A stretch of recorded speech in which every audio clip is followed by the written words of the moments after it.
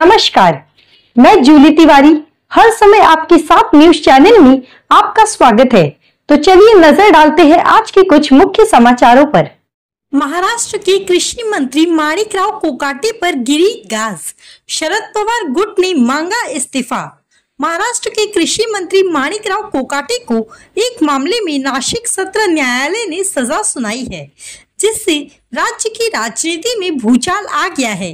राष्ट्रवादी कांग्रेस शरद पवार गुट के मुख्य प्रवक्ता महेश तपासे ने मुंबई में मीडिया से बातचीत में अजीत पवार से कोकाटे का तत्काल इस्तीफा लेने की मांग की है। उन्होंने कहा कि अब अजीत पवार यह नहीं कह सकते हैं कि पहले दोष सिद्ध होने दें, क्योंकि अब तो कोर्ट ने फैसला सुना दिया है। उन्होंने बीजेपी के नेतृत्व वाली सरकार को नैतिकता का उदाहरण पेश करने के लिए कोकाटे का तुरंत इस्तीफा लेने को कहा। महेश तपासे ने राज्य सरकार पर करारा हमला करते हुए कहा कि लाड़की बहन योजना कभी भी बहनों के हित में नहीं थी, बल्कि यह केवल चुनाव जीतने के लिए बनाई गई थी।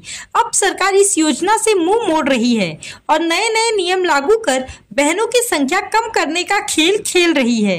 उन्होंने सरकार पर धोखाधड़ी का आरोप लगाते हुए कहा कि जब वोट चाहिए थे तब बड़े बड़े वादे किए थे, लेकिन अब नई शर्तें लगाकर बहनों को लाभ से वंचित किया जा रहा है। उन्होंने राज्य सरकार की मंशा पर सवाल उठाते हुए पूछा कि हर साल इस योजना के 45,000 करोड़ रुपए कहां से आएंगे। वित्त मंत्री अजीत पवार खुद इस सवाल से परेशान हैं।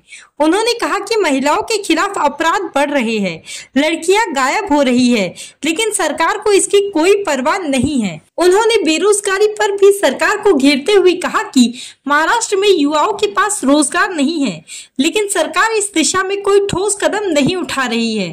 उन्होंने दावा किया कि मौजूदा सरकार के पास महाराष्ट्र को आगे ले जाने के लिए कोई विजन नहीं है। इसके अलावा बाबा सिद्दीकी और सैफ अली खान मामले के बाद आम जनता पहले से डरी हुई थी और अब उप मुख्यमंत्री एकनाथ शिंदे को मिली धमकी ने हालात और गंभीर बना दिए हैं।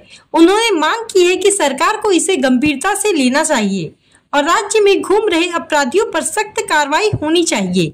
उन्होंने गृह विभाग पर निशाना साधते हुए कहा कि वह अपराधियों पर लगाम लगाने में पूरी तरह असफल रहा है, जिससे नागरिक, उद्योगपति और राजनेता डरे हुए हैं। उन्होंने सरकार को नाकाम बताते हुए कहा कि महाराष्ट्र को भयमुक्त करने में यह सरकार पूरी तरह विफल रही है। महेश तपासे ने संजय राउत को याद दिलाया कि 2019 में उद्धव ठाकरे को मुख्यमंत्री बनाने की पहल शरद पवार ने की थी और यह फैसला भविष्य में सही साबित हुआ। पूरे देश में उद्धव ठाकरे की प्रशंसा हुई। उन्होंने बीजेपी पर भी हमला करते हुए कहा कि जब तक एकनाथ शिंदे सरकार के लिए उपयोगी थे तब तक उन्हें आगे रखा गया, लेकिन अब जब उनके फैसलों की जांच हो रही है तो यह स्पष्ट संकेत है कि बीजेपी उन्हें किनारे करने की योजना बना रही है। त्यांना अशा पद्धतीची धमकी आलेली होती। यावेळेला थेट गोरेगाव परिसरातून ही धमकी आल्याची माहिती मिळते। भारतीय जनता पार्टीच्या राजवटीमध्ये लोक सुरक्षित नाही हे त्याचं प्रतीक आहे। एका माजी मंत्र्याचा दिवसा डोळ्यात खून होतो, विद्यमान उपमुख्यमंत्र्याला बॉम्बने उडवून टाकू अशी धमकी पोलीस स्टेशनला ईमेलद्वारे जाते। जर एवढे मोठे उच्च पदाचे व्यक्ती सुरक्षित नसेल तर सामान्य व्यक्ती कुठे सुरक्षित आहे याचंही उत्तर मला वाटतं गृह विभागाने देण्याची आवश्यकता आहे। माझी विनंती आहे राज्याचे मुख्यमंत्री सन्माननीय देवेंद्र फडणवीस साहेबांना ह्याच्यावर कठोर कारवाई करायला पाहिजे, पोलिसांना फ्री हँड दिला पाहिजे आणि राज्य हा कायद्याचं राज्य आहे हे कुठेतरी विजिबल असण्याची आवश्यकता आहे। लोकांना म्हणजे अहिल्याबाई नगरमध्ये एक घटना घडली, तिथे लॉरेन्स बिश्नूचे लोक काही लोकांनी फोटो झळकवले, काही लोकांनी त्या संभाजीनगरमध्ये कुणाचे फोटो झळकवले, म्हणजे कालच्या निवडणुकीमध्ये अशा पद्धतीने जे समाजामध्ये चालू आहे हे योग्य नाही। विजिबल पोलिसिंगची आवश्यकता आहे। लोकांच्या, विशेष करून गुन्हेगार प्रवृत्तीच्या लोकांच्या मनामध्ये धाक सरकारचा असला पाहिजे, खाकी वर्दीचा असला पाहिजे। याच्या संदर्भामध्ये गृह विभागाने कारवाई करण्याची आवश्यकता आहे। दुसरीकडे अंजली माने यांनी पुन्हा एकदा आरोप लावलेला आहे की थेट कुठल्याही पद्धतीच्या मंत्रिमंडळामध्ये निर्णय न झालेला असताना सुद्धा माजी कृषी मंत्री धनंजय मुंडे यांनी खोटा GR बनवून म्हणजे मंत्रालयातल्या अधिकाऱ्यांना असा निर्णय झाला आहे असं सांगून एक GR त्यांनी पारित करून दिला आणि तब्बल 200 कोटी रुपये जे आहे त्याचं हे कंत्राट देण्यात आलं। मंत्रिमंडळाचा निर्णय किंवा बैठक जेव्हा होते तर संबंधित अधिकारी देखील असतात त्याच्यामध्ये, त्याचे मिनिट्स रेकॉर्ड केलेले असतात आणि अशा पद्धतीचा गंभीर आरोप अंजली दमाने जर केला असेल आणि त्याच्यात तथ्य असेल त्याच्यावर चौकशीचे आदेश मुख्यमंत्र्यांनी देण्याची आवश्यकता आहे. धनंजय मुंडे प्रकरणामध्ये वारंवार केवळ अंजली दमानियाच नाही, सुरेश धस आणि इतर जे आमदार आहेत यांनी वारंवार आरोप करून सुद्धा अजूनही धनंजय मुंडे यांचा राजीनामा घेतला जात नाहीये. तर त्यामुळे सरकार कुठेतरी त्यांना वाचवू पाहते असं दिसतंय का? सरकारचं काय बॅडलक आहे मला समजत नाही, परंतु अजितदादा जे एवढे स्पष्ट वक्ते आहेत हे का ब्लॅकमेल होत आहेत, का मागे पडतायत हे समजत नाही. अजितदादा कडनं फार अपेक्षा आहेत. वास्तविक कोणावर आरोप झाला हा राजकीय भाग असू शकतो, परंतु आरोप सिद्ध करण्याची एक प्रक्रिया आहे. आता कोकाट्यांवरचे आरोप सिद्ध झाले, त्याला कोर्टाने शिक्षा सुनावलेली, त्याचा राजीनामा 100% घेतलाच पाहिजे. परंतु धनंजय मुंडेंच्या संदर्भामध्ये एवढं मोठं बदनामी अजितदादांच्या पक्षाची होत असताना अजितदादा गप्प का, हा प्रश्न महाराष्ट्राची जनता अजितदादांना विचारत आहे. त्याचबरोबर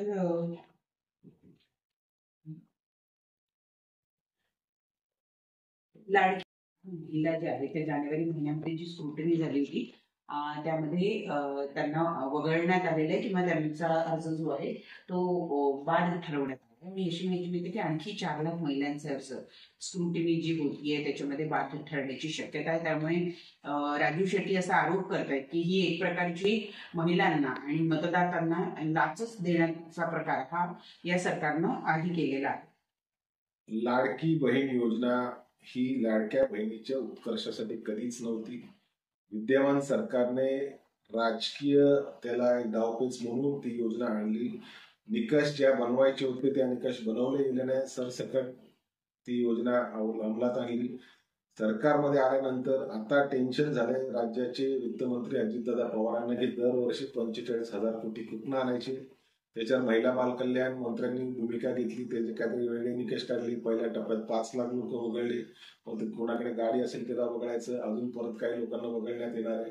काल जो सर्वे झाला त्याच्यामध्ये 83% भगिनी या विवाहित आहे हे देखील समोर आलेलं आहे.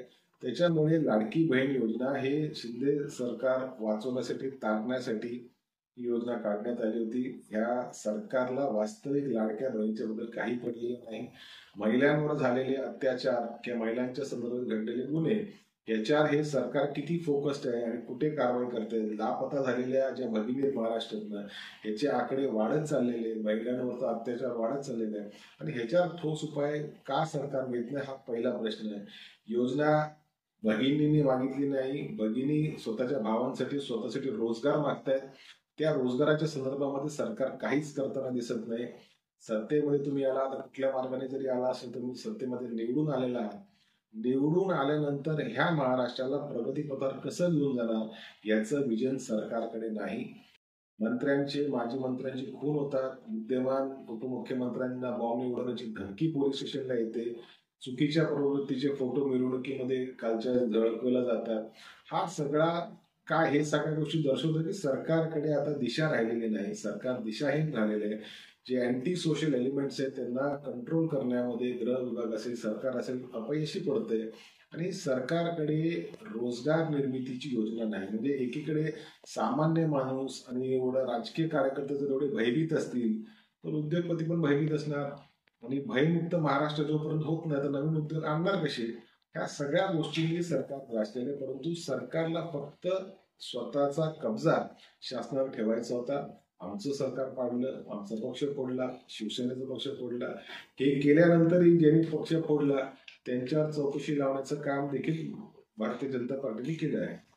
मध्यंतरी संजय राऊत यांनी शरद पवार साहेबांवर टीका केलेली होती. आज शरद पवार साहेब आणि संजय राऊत संध्याकाळी एका कार्यक्रमाला एकत्रित राहणार आहे. पक्ष म्हणून आपली काय भूमिका आहे या भेटी दरम्यान? संजय राऊत हे शरद पवारांची माफी मागतील अशी अपेक्षा आहे का? संजय राऊत साहेबांनी काय करावा हा त्यांचा प्रश्न आहे. माझा प्रश्न संजय राऊत साहेबांना एवढाच आहे. 2019 मध्ये जेव्हा भारतीय जनता पार्टी आणि शिवसेनेचं फाटलं, तुम्ही म्हणाला की आम्ही शिंदेना मुख्यमंत्री करणार होतो. तुम्ही 2019 मध्ये शिंदेना आम्ही मुख्यमंत्री करणार आहे का डिक्लेअर केलं नाही? त्याच्यासाठी 2025 पर्यंत का वाट बघितली नाही? आमचा नक्कीच विरोध होता, कारण आम्हाला 2 पॅनल सेंटर, पॉवर सेंटर नको होते. शिंदे साहेब आणि उद्धव ठाकरे साहेबांमध्ये उद्धव ठाकरे साहेब सिनियर लीडर आहेत, पार्टीचे प्रमुख आहेत, पार्टीला विजन देण्याची भूमिका त्यांची असते आणि महाराष्ट्राला विजन देण्याची त्यांची कौटुंबिक परंपरा आहे. त्याच्यामुळे आमची पसंती ही उद्धव ठाकरे साहेबांच्या नावाला होती, याच्यात काही दुमत नाही. परंतु 2021 मध्ये ज्या भारतीय जनता पार्टीसोबत तुम्ही होता तेव्हा ते शिंदेचं तुम्ही नाव का पुकारलं नाही, का मीडियामध्ये जाहीर केले नाही? आज तुम्ही काल सांगतायत हे म्हणजे समजलं नाही. परंतु मला एवढंच म्हणायचं आहे की एकनाथ शिंदेच्या ऐवजी उद्धव ठाकरे साहेबांना जर मुख्यमंत्री केलं असलं तर उद्धव ठाकरे साहेब हे महाराष्ट्राचे उज्ज्वल मुख्यमंत्री म्हणजे कोरोना त्या काळामध्ये देखील त्यांनी फार चांगलं काम केलं आणि देश पातळीवर, आंतरराष्ट्रीय पातळीवर नावलौकिक उद्धव ठाकरे साहेबांनी मिळालं. त्याच्यामुळे जी निवड पवार साहेबांनी केली उद्धव ठाकरेची निवड होती. मग संजय राऊतांनी आता या गोष्टी बोलण्याचं कारण काय वाटतंय तुम्हाला? तोच प्रश्न मला त्यांना विचारायचा ना. तुम्हाला एकनाथ शिंदेला करायचं होतं 2019 मध्ये देवेंद्र फडणवीस साहेबांनी सांगितलं पाहिजे होतं, जाहीर सांगायला पाहिजे होतं, का सांगितलं नाही? मुख्यमंत्री आम्हाला तेवढंच बोललात तुम्ही. आम्ही जी निवड केली ती योग्य निवड होती. उद्धव ठाकरे साहेब कॅपेबल पर्सन आहेत, होते आणि चांगलं तरी काम केलेलं आहे. क्या आपका भूमिका है इसका? महाराष्ट्र की भारतीय जनता पार्टी के नेतृत्व वाले सरकार के मंत्रियों पर आरोप लग रहे हैं, कोर्ट उनके खिलाफ नतीजा दे रही है, उसके बावजूद महाराष्ट्र के मंत्रिमंडल उनको बर्खास्त नहीं कर रहा. राष्ट्रवादी कांग्रेस पार्टी शरद चंद्र पवार पार्टी के माध्यम से मैं मांग करता हूं कि माणिकराव कोकाटे जो महाराष्ट्र राज्य के कृषि मंत्री हैं इनका इस्तीफा लेना चाहिए.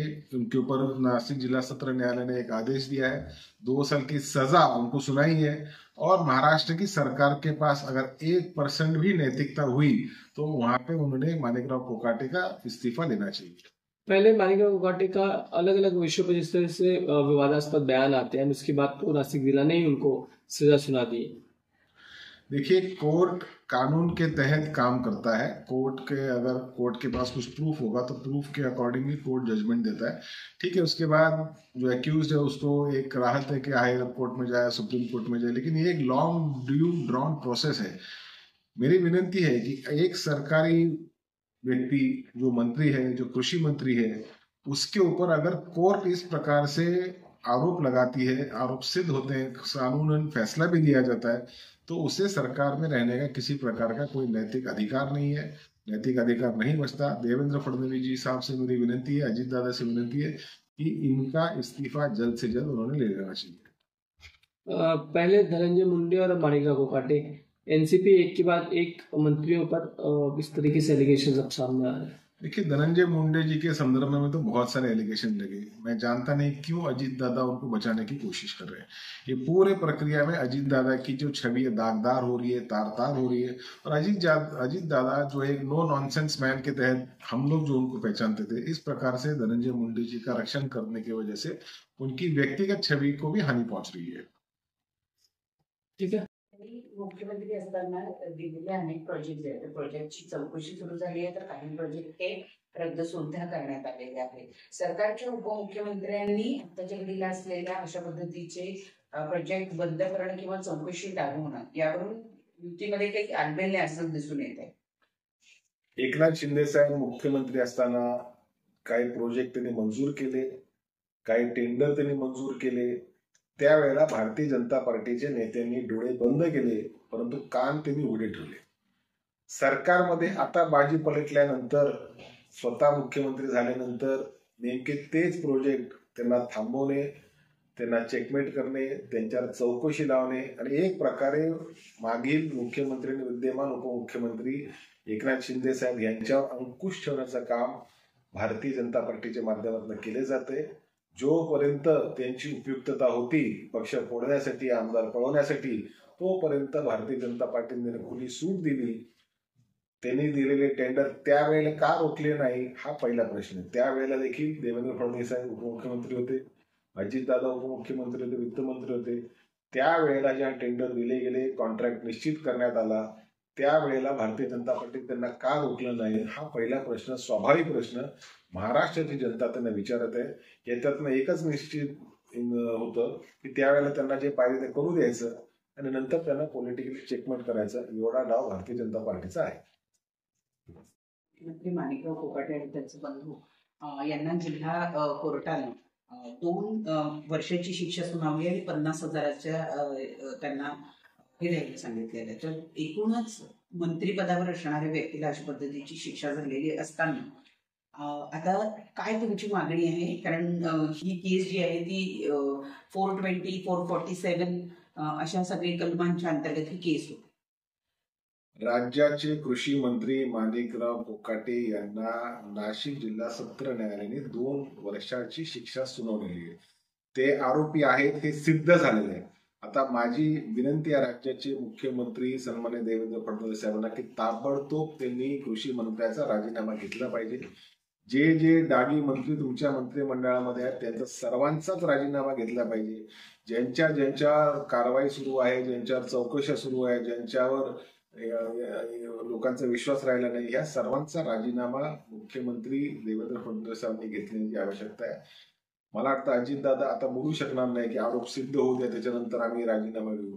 माणिकराव कोकाटेंवर आरोप सिद्ध झालेले आहेत. कोर्टाने फैसला दिलेला आहे. पुढची प्रक्रिया हायकोर्ट सुप्रीम कोर्टात चालत राहील, परंतु सत्र न्यायालयाने तो निर्णय दिल्यानंतर अजितदादा आणि मुख्यमंत्री देवेंद्र फडणवीस साहेब यांनी माणिकराव कोकाटेचा राजीनामा त्वरित घेतला पाहिजे. दुसरा एक महत्वाचा मुद्दा म्हणजे की आता थोड्या वेळ. तो आज के लिए बस इतना ही. कल फिर मिलेंगे इसी समय इसी चैनल पर. तब तक के लिए मुझे दीजिए इजाजत. धन्यवाद.